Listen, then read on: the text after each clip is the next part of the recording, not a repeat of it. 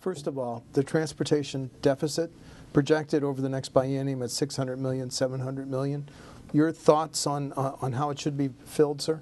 Well, I think everybody has said, do we need a new look at transportation funding? I was in the legislature during the vote on no inflationary increases in the gas tax, and you know, that's a very difficult vote because it was in place and then we pulled it back, right. And then it starts strangling the transportation fund. Now is the time to do what we said needed to happen. I voted for that, to take that inflationary increase off. Now is the time to look at that kind of thing and say, well, you know, we've got infrastructure we've got to maintain, and we've in some cases still have to build. We have to look at the transportation funding. I'm not particularly in favor of toll roads.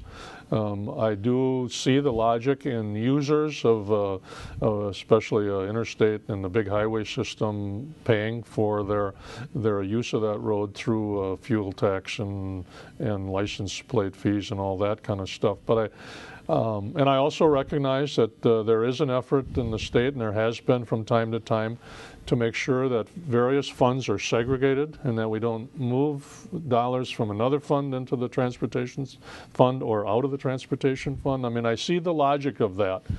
I also have been on joint finance when that's happened, and I know a lot of those are very difficult decisions. You don't want to necessarily go back to the taxpayers and ask for more, but you see some funds that don't seem to be utilized as much as they could be, so then you make some shifts.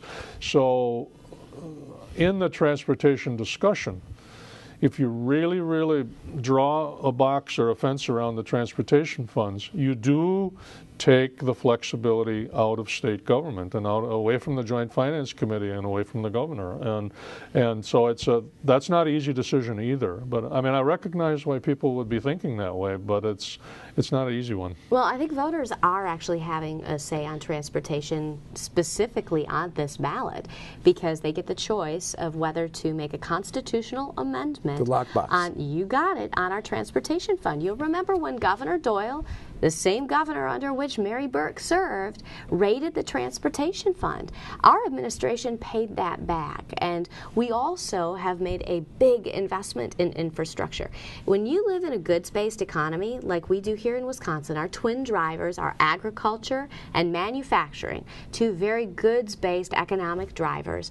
You need to have great infrastructure. We need paved roads, especially because of the dairy industry, but then on top of that, you need to also invest in harbors and freight rail, and you need to ensure that our bridges, right, some transit as well, but we need to make sure that not only can our workers get to work, but our goods can get to market so that we can continue to grow our economy.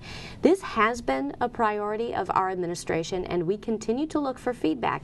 Governor Walker has charged Secretary Gottlieb, our Secretary of the Department of Transportation, in coming up with unique problem-solving ideas on how to fix our transportation funding in the future.